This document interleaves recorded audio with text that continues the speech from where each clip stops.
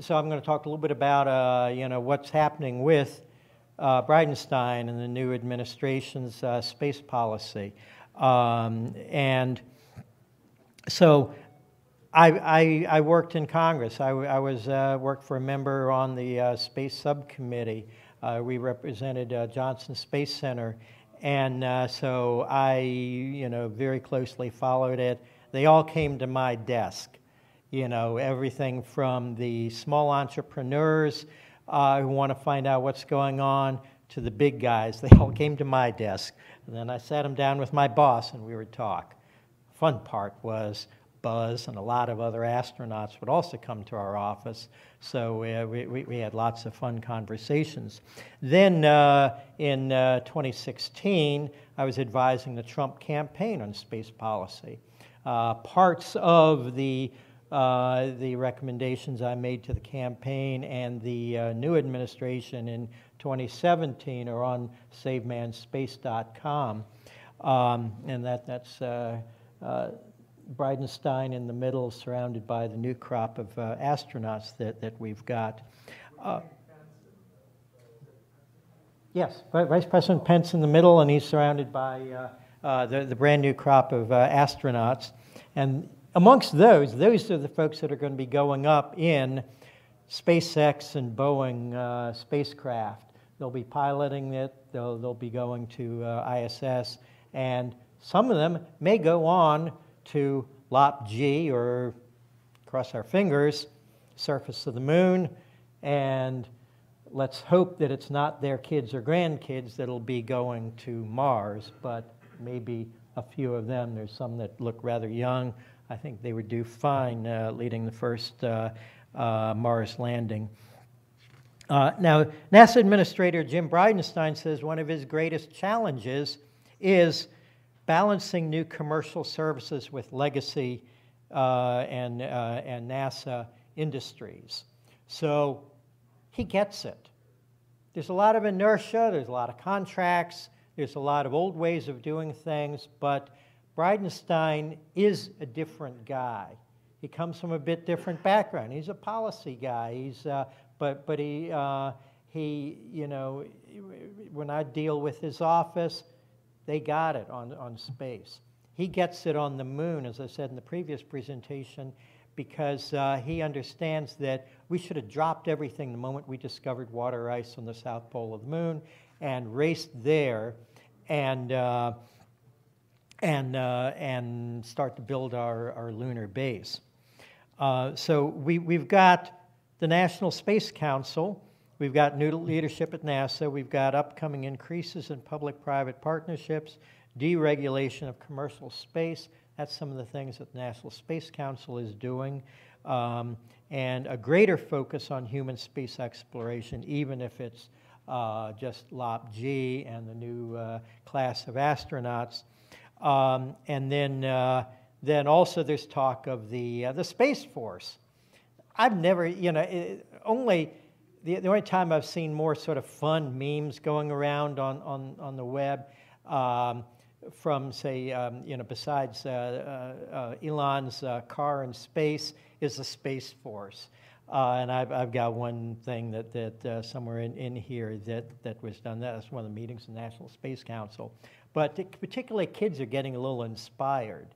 Now, it's true, Space Force is not going to be sending X-wing fighters out to patrol the far side of the moon for aliens yet. Unfortunately, it's going to just be the same guys taking off their Air Force patch and putting on a cooler Space Force patch to going into the same warehouse-like buildings and defending our assets in space. But you know what? That matters to everyone in this room because there is increasing threats from China and Russia to satellites, our assets in space, and access to space. For example, what they're doing is what's called co-locating. We have a satellite, let's say whether it's a military communications satellite or it could be a GPS, which is our whole military and commerce runs on, or it could be, who knows what, an Amazon satellite. And China and Russia have these co-locating satellites. They'll move slowly their killer sat up kind of close to one of our sats. And it's a threat, number one, and it's a threat that they can pull the trigger on. It'd be like somebody wheeling up a howitzer to your house. And they park it on the street because they don't want to violate your private property. So it's on the street. But it's sitting there loaded, and every day somebody comes out and checks it and puts in a new shell and they walk away. It's just sitting there. Well, it's a threat to you. And that's what they're doing. So we have to figure out how to defend against threats like that. This is what, we're not militarizing space per se. We're defending our assets against those two countries that are militarizing space. And as access to space becomes cheaper and cheaper, then you'll find a lot more countries that have nefarious ideas towards other people's properties and lives will be happy to put weapons in space too. They don't care about treaties, they really don't. But let's look at something positive. Robots on the moon. And by the way, this is one of the National Space Council's directives, reinvigorating America's space program. This is what sends return American astronauts to the moon, and from there lay a foundation for a mission to Mars. Now, that's bureaucratese and so forth, and doesn't say boots on the ground like it should. But this is actually a piece of paper that killed the officially the ill-fated asteroid mission, and the only other deep space plan, which was to sometime in the 2030s do a Mars flyby. Some of you may have heard my presentation on the Mars flyby yesterday. That should be done in the 2020s, not the 2030s, because that's when we need to be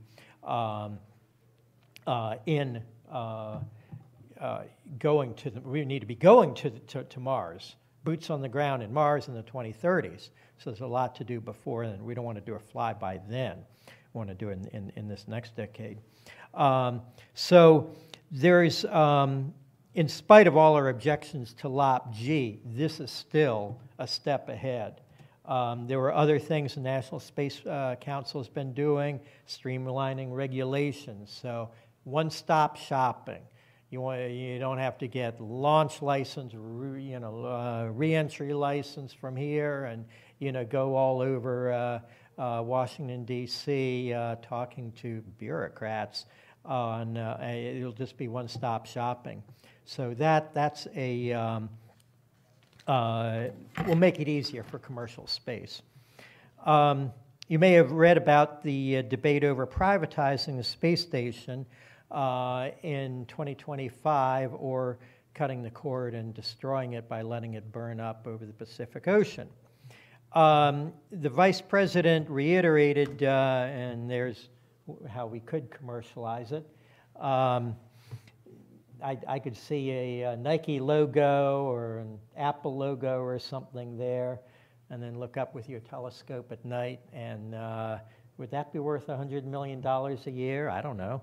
But privatizing, I think, has advantages and disadvantages for ISS. Number one, it will foster a new wave of entrepreneurship. Not just the big guys, but the little guys. Universities, nonprofits, consortia from the U.S., from our ISS partner countries and other countries. They'll be able to buy time on ISS. If Pfizer wants to send up a module, a proprietary module with a lock on it, and a couple of Pfizer astronauts that go up a couple of times a year on SpaceX to tend it, to make anti-cancer drugs that can't be made on Earth because of the crystalline structure, well, more power to them. You could do that if you're going to privatize it.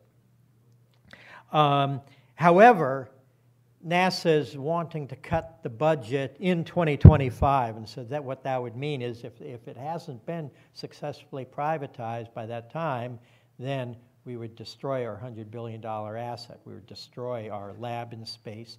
that you can pop up the flash on that.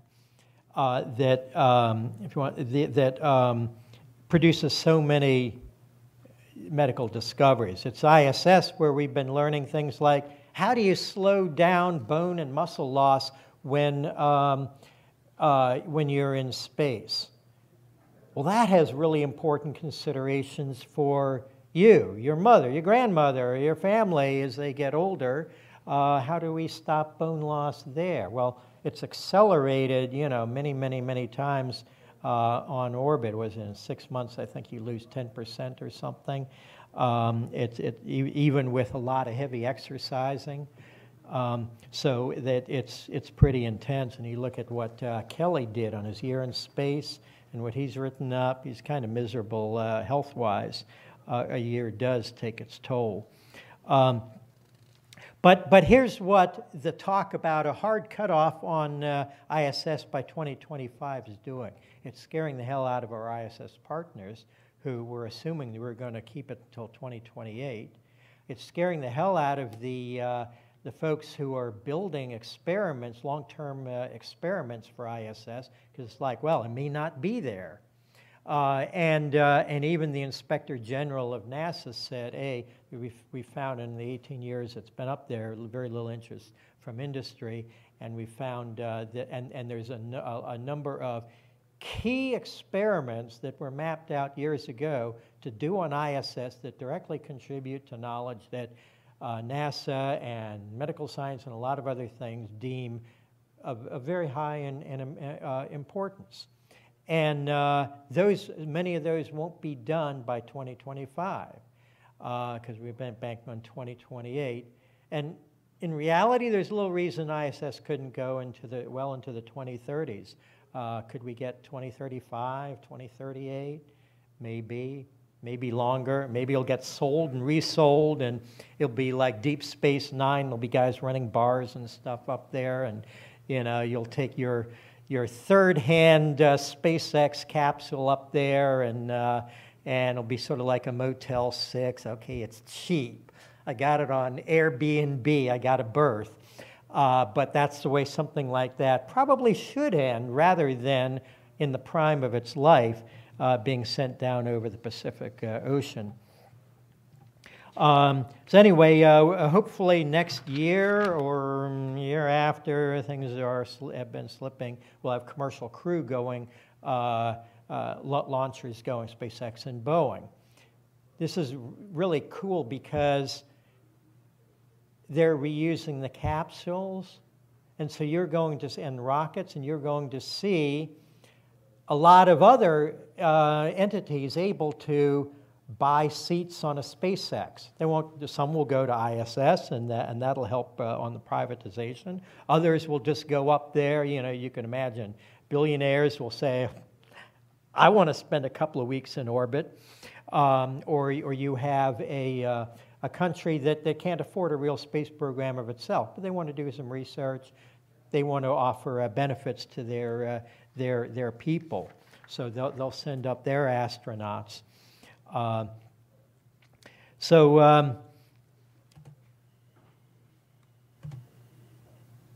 This is an interesting thing that probably you all haven't necessarily heard. Right now, this is Jim Bridenstine. Right now, SLS is the option that we have.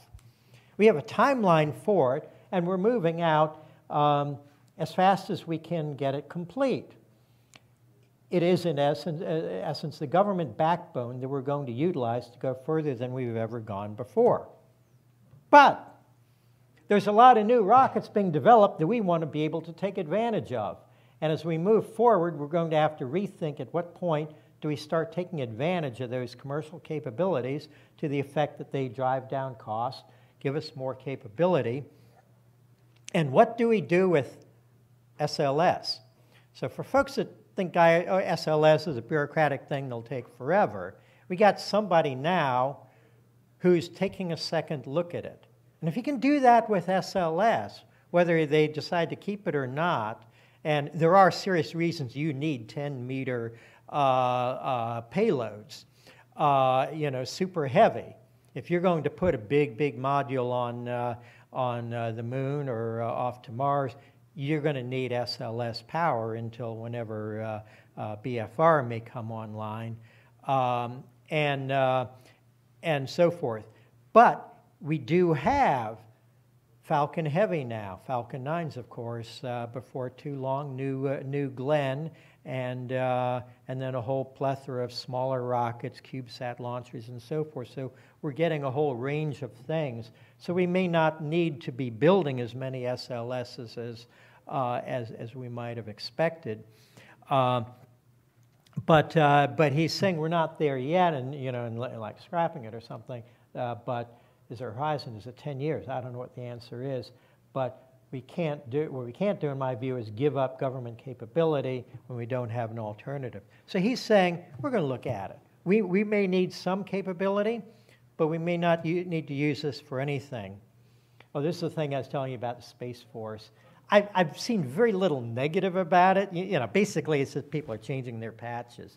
But kids seem to love it because it's cool. And it's really not going to cost very much more to do what they're already doing. But the need is there to defend commercial access to space as well as national access and our assets, the satellites and so forth. And Jim Bridenstine said in June that, so if you don't think that it doesn't really matter, it won't affect me, it'll just be military spy satellites. Well, if we lose the GPS signal, this is Neil deGrasse Tyson on the Space Force. He's saying it's not a weird idea to say that we should have a Space Force. So it's kind of bipartisan, broad range that people realize we need to up our defenses because other countries are upping their offenses. Bridenstine said that if we lose the GPS signal, banking shuts down. 3 days later, there's no milk in the grocery store. Talk about civil unrest, the likes of which we've never seen before. And it's not just anti-satellite weapons, like something that shoots a rocket up to destroy a satellite. It's co-orbital capabilities. That's what I was talking about. It comes up and it's just sitting there ready to blow up. But it's jamming, spoofing, hacking, something called dazzling. So you can take out a satellite or temporarily disable it while you're doing something nefarious, without necessarily blowing it up.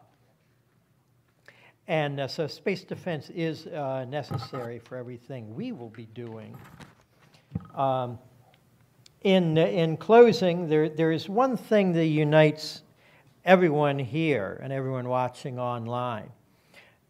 We all want to get to Mars. We want to become a spacefaring society. Not in 50 years. Some might think, well, maybe by the year 2069, the 100th anniversary of the moon landing, we'll finally get to Mars. Not if any of us in this room have anything to do with it. So for that reason, if nothing else, space policy has always been and always must remain a nonpartisan and a bipartisan issue. And so, there's lots of people that have disagreements on this administration, things NASA's doing, and so forth. But I've made many visits to Congress over the years, and as I said, I've worked in Congress. And I worked with it very bipartisan. Kennedy and a lot of others, they love the space program. It's easy to sit down with their folks and work things out. And so I've gotten passionate support from some of the most non-space state members. New York City, that's not a space state. They're worried about potholes and traffic and you name it. But I've had wonderful conversations with staffers on the very opposite sides. Some of them look at it as like, I got nothing to do with space in my district, but I want my kids, the kids in my district, to go into STEM, to have a better future. And they look at it that way, and it's very real. So space is one thing that can unite all Americans, and that will bring us to our common goals to get to Mars. And we can all work together over the next few years and make the very best of it. You can follow my activities and contact me info at savemanspace.com, savemanspace on Facebook and Twitter. I appreciate it. And do we have a few minutes for questions? Thank you all. So I've read a lot of pushback predictable pushback from the left and from the Air Force about the Space Force. And of course, it has to be funded by Congress. So Sure. Is it actually going to happen? I think so. I think there's enough support in Congress to do that. When you're saying take something out of the Air Force, they're going to say, no, that's ours. And they'll defend their turf, and that's fine. But I think it probably will happen. Next few months will tell. Any other questions there and then in the back there? So. If the policy at the moment is to keep going with SLS and Orion until something else comes along and renders it obsolete, the LPG seems to be inherently tied to the SLS and Orion mission architecture, so it looks as though that may be the same thing. They want to keep the LPG going for as long as they keep the SLS and Orion going, and then if SpaceX or whoever else comes along and renders those assets obsolete, then potentially then the LPG gets made obsolete right along with it. Perhaps so, or it's SpaceX, and maybe they'll use a Bigelow module, and it'll be SpaceX servicing the thing. Who knows? And I certainly want some commercial company to build us a lander. You get the last question, and then we've got our next speaker. Yeah.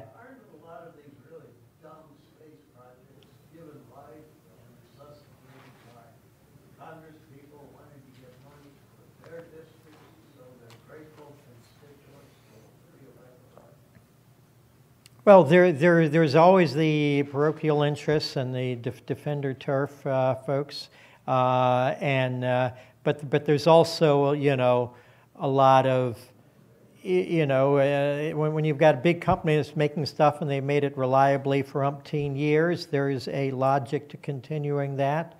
But I think Bridenstine is giving us something that probably nobody else expected. And I've been hearing comments like, wow, didn't expect to hear that from him on his comment that, what do we do with SLS? So it may well fly and it may well have its niche for big payloads, super heavy lift, until whenever Falcon BFR might come along. But you don't want to stop and say, okay, BFR, come on. It may not come for 20 years. Falcon Heavy was delayed for 5. And to do something of that magnitude, it may be a 20-year project, certainly a 10-year project. So we want to have stuff in between. We don't want to just sit on the ground and do nothing. Okay, well, let me turn this over to our next fine speaker. And I do thank you all very much for your attention.